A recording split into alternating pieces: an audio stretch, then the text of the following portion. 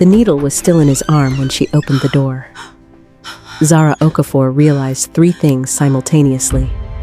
She was on the wrong floor, this was someone's private suite, and the man frozen in front of her, syringe halfway into his vein, was Yoon Si-woo. The Yoon Si-woo, heir to Yoon Pharmaceuticals, Korea's most eligible bachelor. The man whose face appeared on magazines, whose company revolutionized cardiac medications, whose father's sudden death from overwork 5 years ago made international news, and he was injecting himself with something his hands were shaking too badly to properly administer. Their eyes met. His went cold with calculation.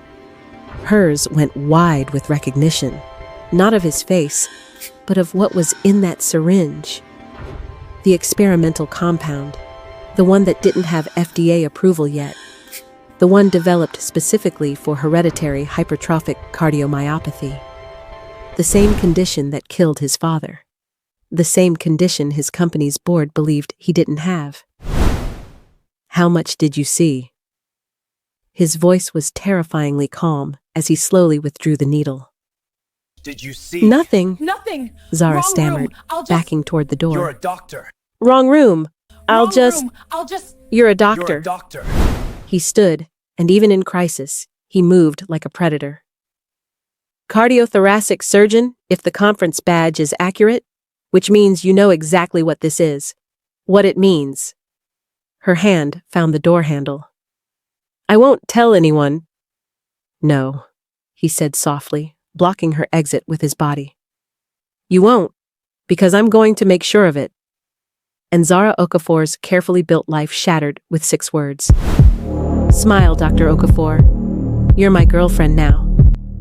Hey soulmates, welcome back to Soul and Soul Stories. Kindly show encouragement by smashing that subscribe button right now, because what Yoon Si-woo does to trap her in his world is as calculated as it is devastating. Now let's get back to it, because what she discovers about the man behind the mask will change everything. Yoon Si-woo was 36 years old and dying, not quickly, not obviously, but dying nonetheless. The hereditary condition that killed his father was slowly destroying his heart. Thickened walls, irregular rhythms, the kind of cardiac time bomb that could go off during a board meeting or while sleeping. No warning, no chance. His father collapsed during a presentation, dead before the ambulance arrived. The company's stock plummeted, shareholders panicked, and the board made it clear.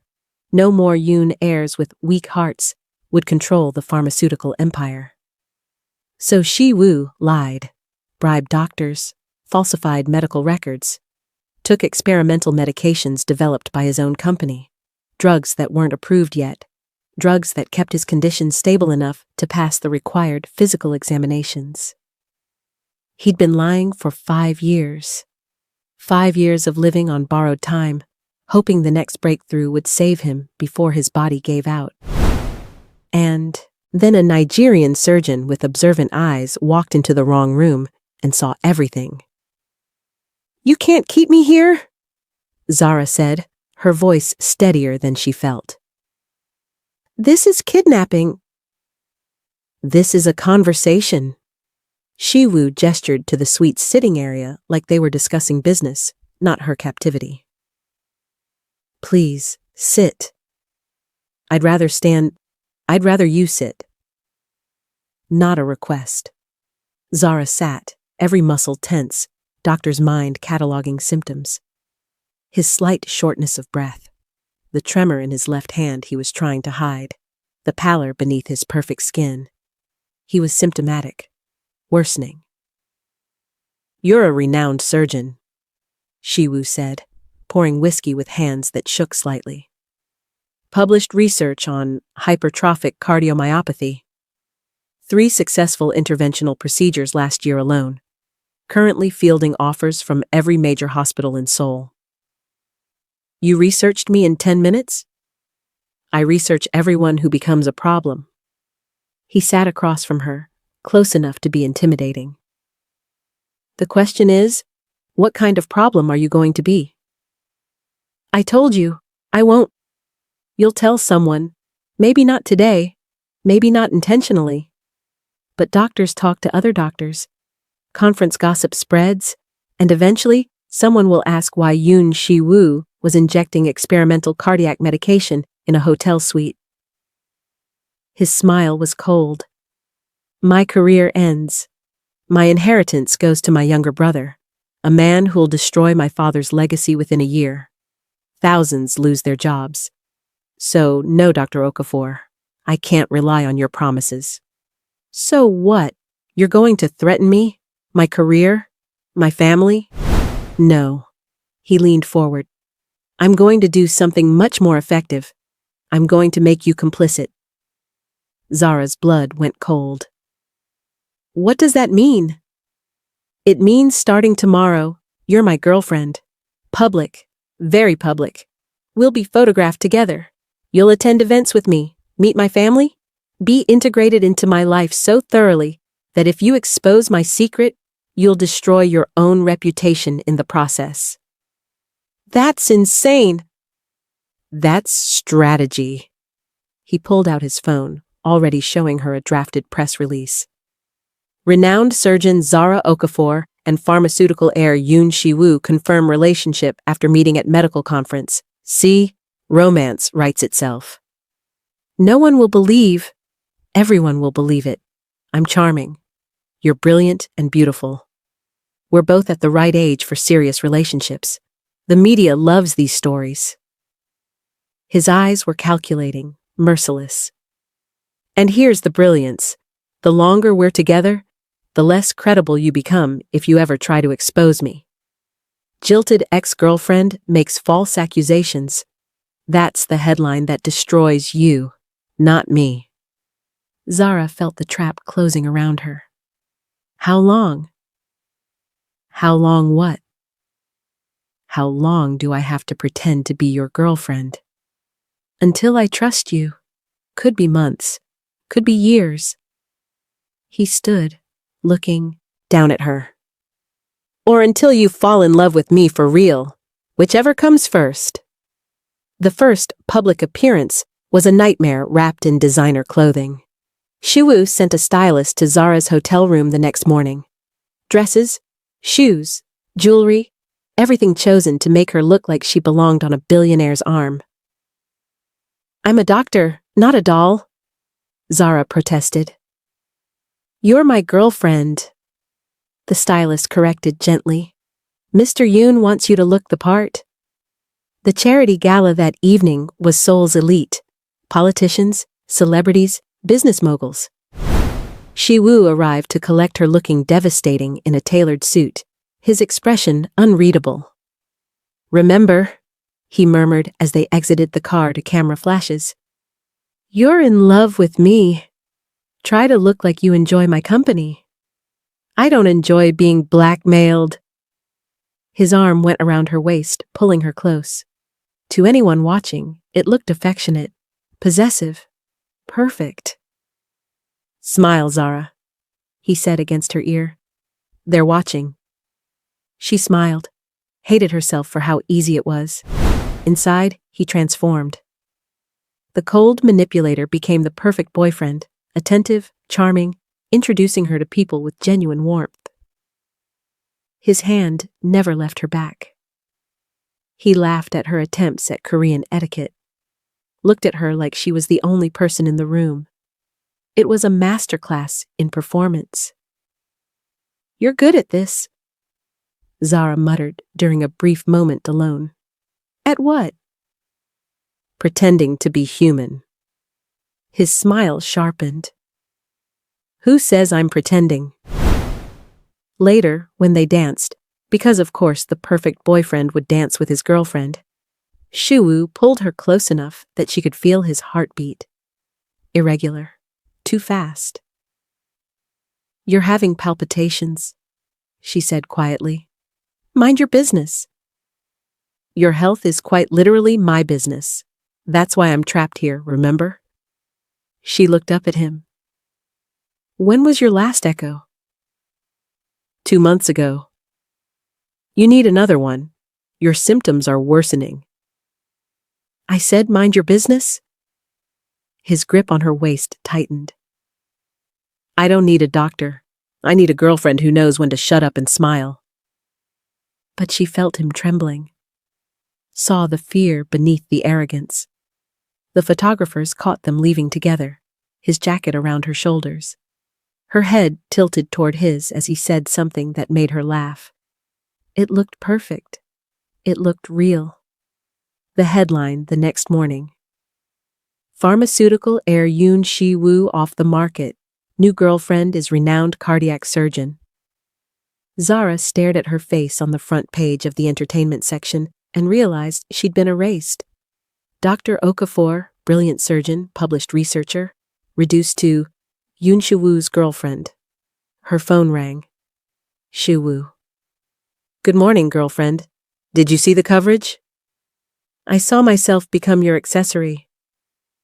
You're not an accessory. You're a strategic asset. His voice was matter of fact. Family. Dinner tonight, 7 p.m. I'll send a car. I have surgery scheduled. Reschedule it. I can't just... You can. You will. The steel beneath the charm emerged. Because your job now is being my girlfriend. Everything else is secondary. Understood? She wanted to scream, to throw her phone, to book a flight back to Nigeria and never look back.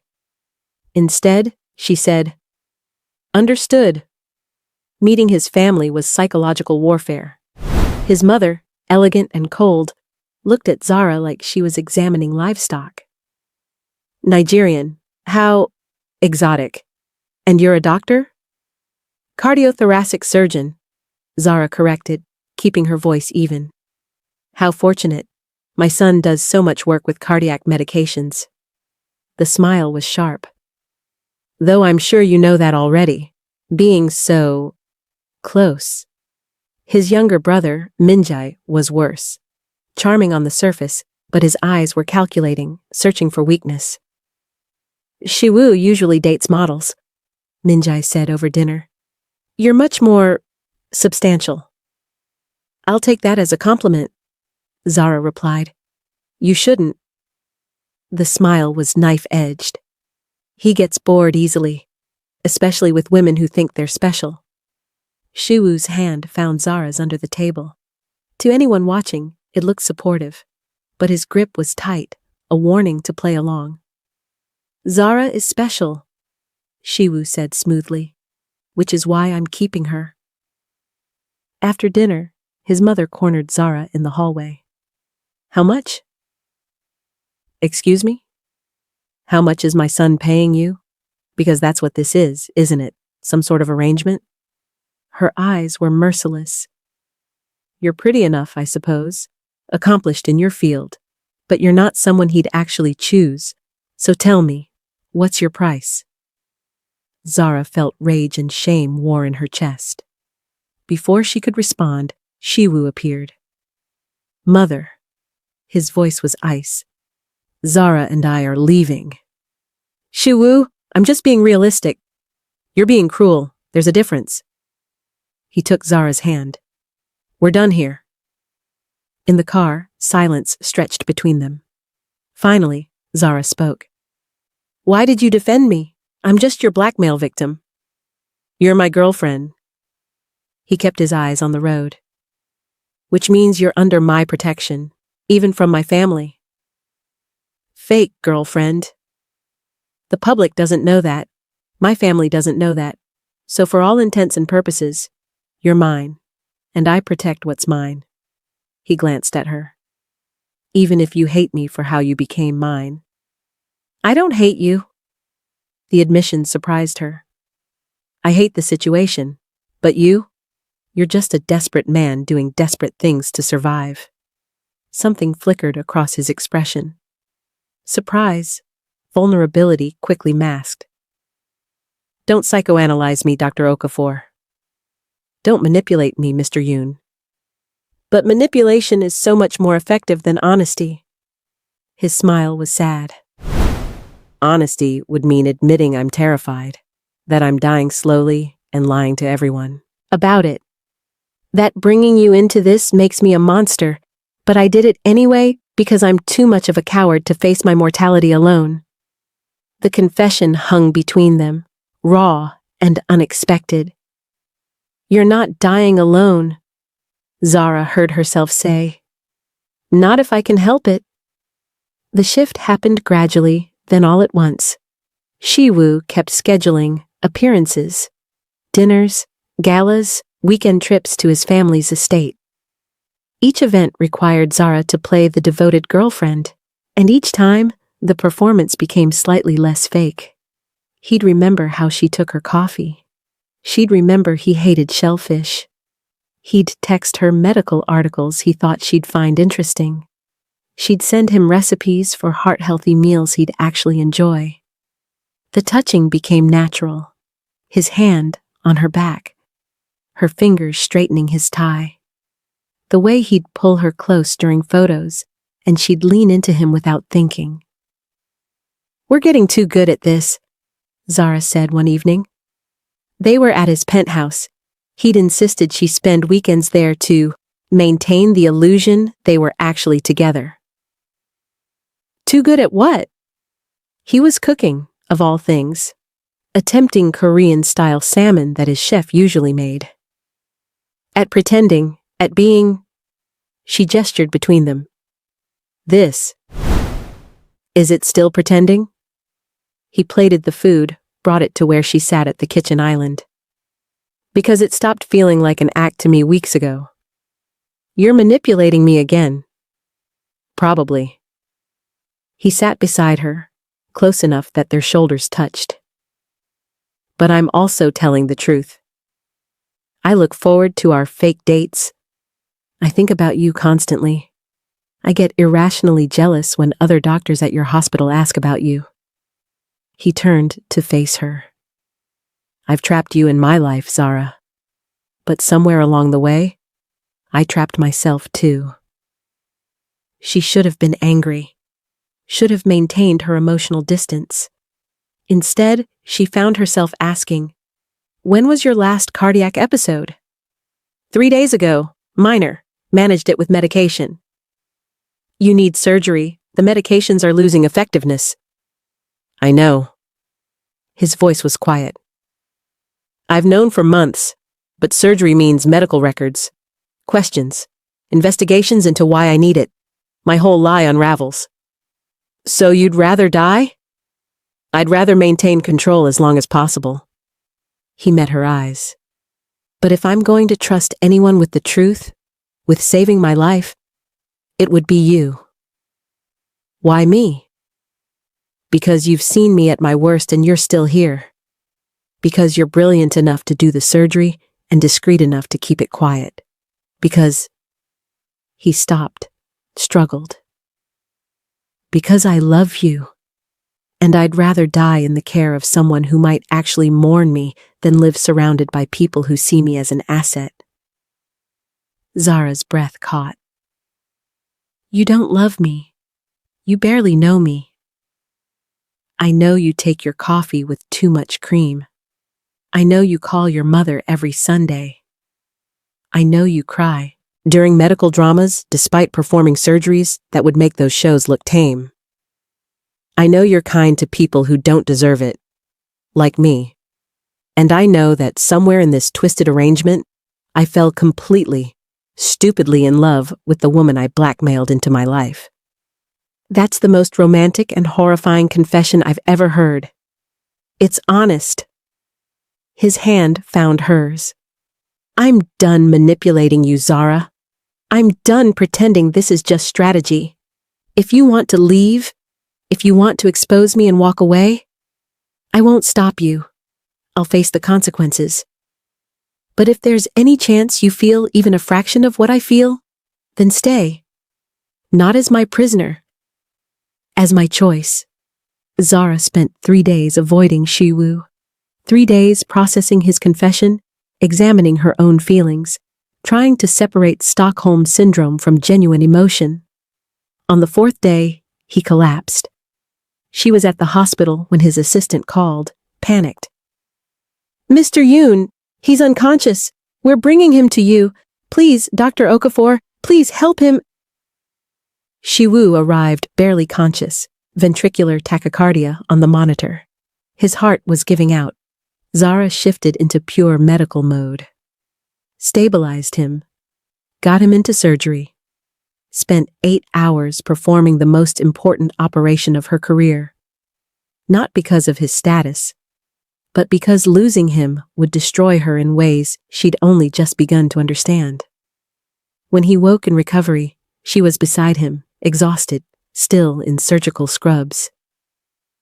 "You saved me," he whispered. "I'm a doctor. It's what I do." "You could have let me die. Would have solved all your problems." "You're not my problem." She took his hand carefully, mindful of the IV. "You're my pain-in-the-ass fake boyfriend, who I'm inconveniently in love with. So yes, I saved you. And now you're going to recover, and we're going to figure out what happens next." "What do you want to happen next?"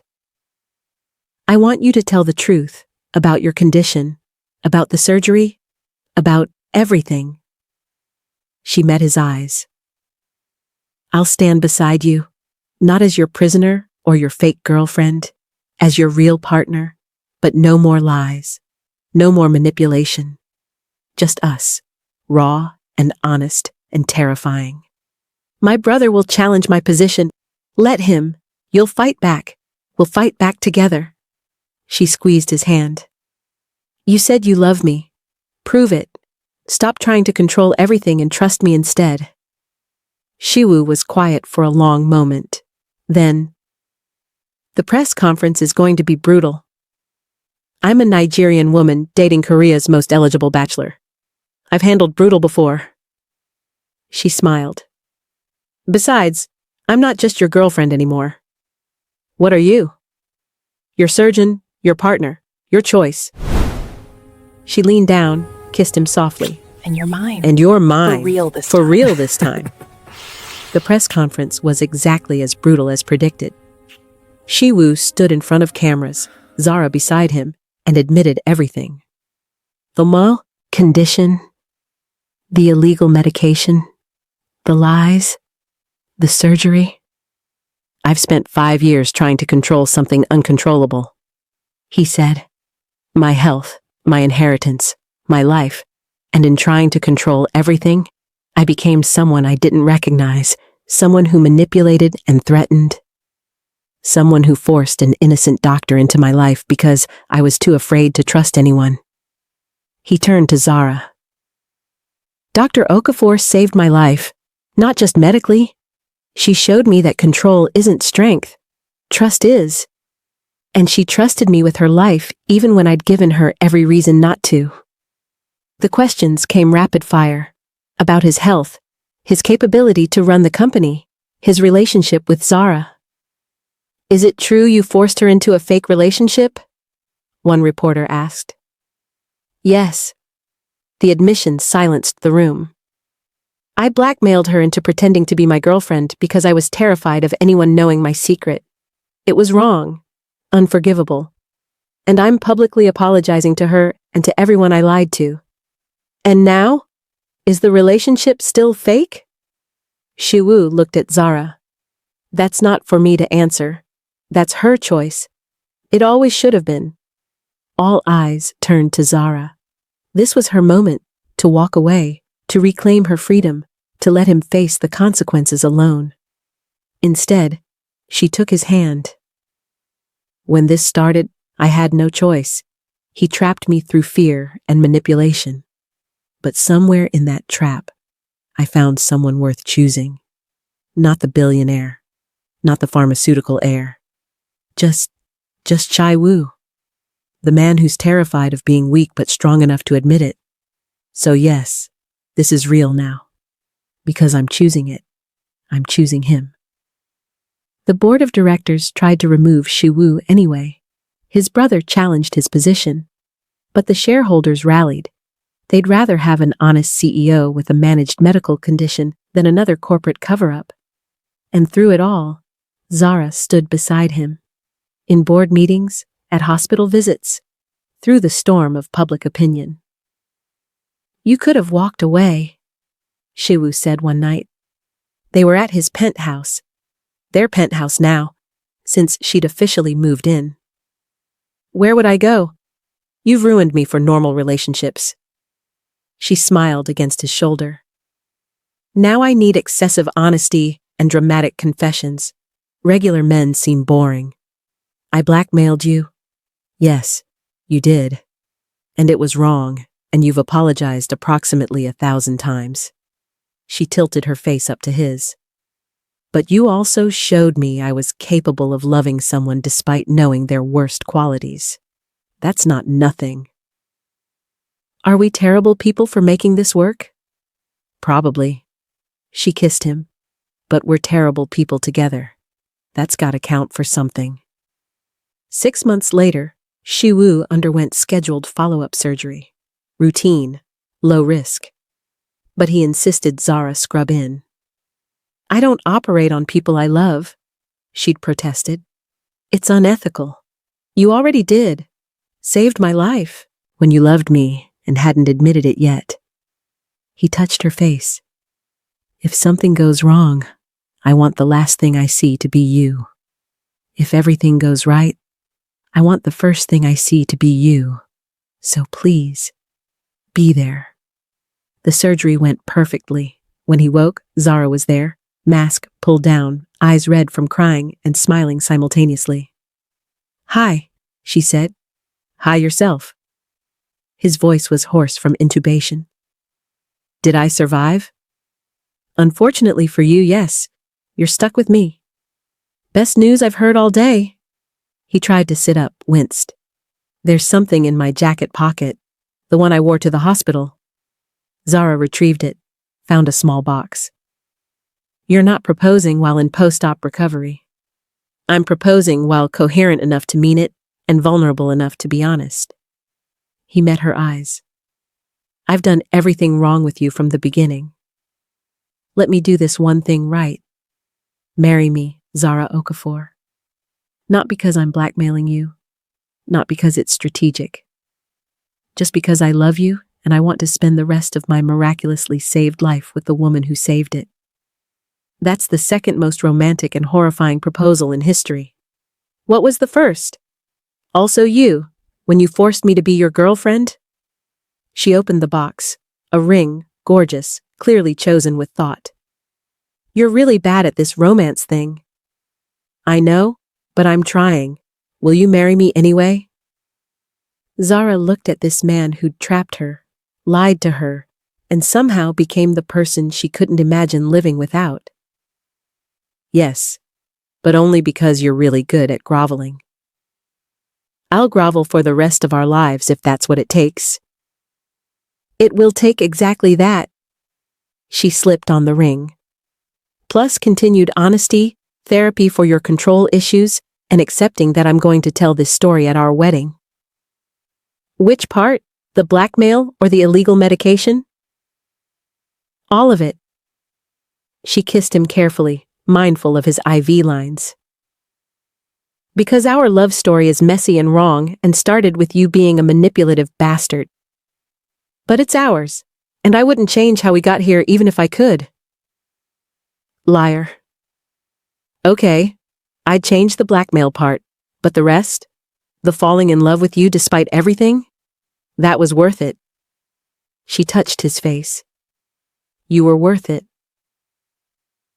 Their wedding was small, private, and scandalized exactly half of Seoul's elite.